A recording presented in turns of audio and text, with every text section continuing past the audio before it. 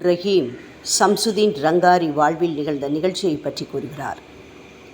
1913ஆம் ஆண்டு நான் வசித்து வந்த தானா நகரில் பிளேக் நோய் பரவியிருந்தது.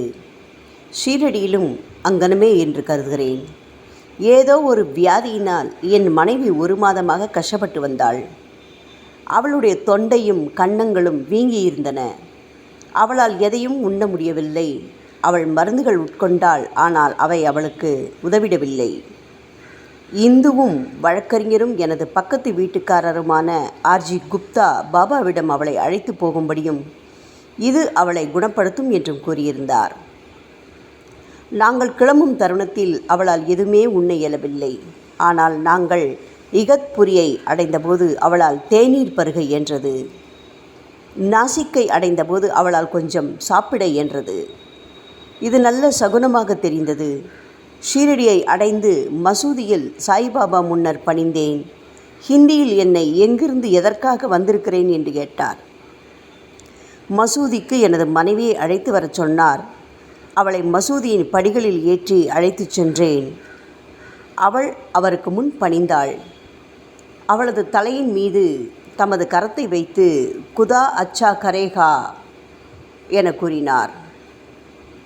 1 ரூபாயும் 4 அணாவும் அவர் கேட்காமலே அளித்தேன். அவர் அதனை ஏற்றுக்கொண்டு உதியை அளித்தார். நான் அங்கு 2 மணி நேரம் தங்கியிருந்தேன். எனது மனைவியின் வீக்கம் விரைவாக வடிந்து வந்தது. எனவே பாபாவிடம் உத்தரவு பெற்றுக்கொள்ளாமல் உடனடியாக கிளம்பிவிட்டோம். அவர் எங்களை தங்கியிருக்கும்படி கூறினார். ஆனால் குணமாக்கப்பட்டு விட்ட காரணத்தினால் கிளம்பிவிடுவதே மேல் என்று கருதினோம். புதிய இடத்தில் தேவைக்கு மேல் தங்குவதை, அதிலும் எனது மனைவி 2 வயது குழந்தையுடன் தங்குவதை நான் விரும்பவில்லை. நாங்கள் ஷீரடி வருவதற்கு அமர்த்தி வந்த குதிரை வண்டி இன்னமும் அங்கேதான் இருந்தது. எனவே அதனை அமர்த்தி கொண்டு 6 மைல்கள் தொலைவில் இருந்த கோபர்காமுக்கு திரும்பி வரத் தொடங்கினோம். குதிரை வண்டியின் அச்சு முறிந்து விட்டது. நாங்கள் சாலையின் நடுவில் அனாதரவாக விடப்பட்டோம். அது இரவு 10 மணி. போக்குவரத்து எதுவும் அச்சாலையில் இல்லை.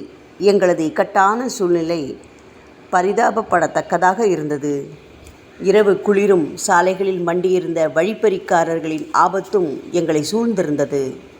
பாபாவின் சொற்களை உதாசீனப்படுத்தியதற்காக இச்சமயம் பச்சாத்தாபப்பட்டோம். 2 மணி நேரம் இங்கனமாகவே கழிந்தது. இதன் பின் நாங்கள் ஒரு வண்டியின் தொடர்ச்சியான ஓசை நெருங்கி வருவதையும் தானாவிலிருந்து வந்த நபர் எங்கே என்று கூப்பிடும் குரலும் கேட்டது. வண்டியோட்டியே இங்கனம் கூப்பிட்டார். நான் தான் தானாவிலிருந்து வந்து உள்ளேன் என்று கூறினேன். எங்களது பரிதாப இக்கட்டான நிலையை எங்கனம் அறிந்தார்? அசாதாரணமான நடு இரவு நேரத்தில் அங்கே அவர் வர நேர்ந்த காரணம் என்ன என வினவினேன். சாயி தம்மை அனுப்பியிருப்பதாக கூறினார். எதற்காக என வினவினேன். உங்களை கூட்டி வருவதற்கு என்றார். எனவே நாங்கள் குதிரை வண்டியினுள் ஏறி அமர்ந்து ஷீரடி சென்றோம். அங்கு திரும்பும்போது நள்ளிரவு 1 to 2 மணிக்குள்ளாக இருக்கும். பாபா எங்களுக்காக மசூதியில் காத்திருந்தார். அவர் கூறியதாவது: என் அனுமதியின்றி நீங்கள் சென்று விட்டதாலே தங்களுக்கு இந்த கஷ்டம் நேரிட்டது. நான் அவர் கூறியதை ஏற்றுக்கொண்டேன். அவரிடம் மன்னிப்பு கோரினேன். மீதி இரவு நேரத்திற்கு மசூதிக்கு அருகாமையில் அவர் எங்களை தங்க வைத்தார். உள்ளே சென்று தமது வழக்கமான தியானத்தை தொடர்ந்தார். காலையில் அவர் பிச்சை எடுப்பதற்காக சென்று கொஞ்சம் ரொட்டி காய்கறிகளுடன் திரும்பி அதில் தாம் கொஞ்சம் உண்ட பின்பு மீதத்தை எங்களுக்கு அளித்தார். எனது மனைவியால் திட உணவு சாப்பிட இயன்றது. இதன் பின் எங்களை கிளம்ப அனுமதித்தார். இந்த ஒரு முறை மட்டுமே ஷீரடிக்கு சென்றேன். ஆனால் அதுவே எனக்கு பாபாவிடம் உறுதியான நம்பிக்கையை ஏற்படுத்தியது. இத்தகைய அடையாளங்களும் அற்புதங்களும் மக்களை கவர்ந்தன. ஆனால் நிரந்தரமான பக்தர்கள் ஆன்மீக முன்னேற்றத்தையே எதிர்பார்த்தனர். எப்போதும் அவர்கள் ஷீரடிக்கு செல்ல வேண்டும் என்பதும் இல்லை.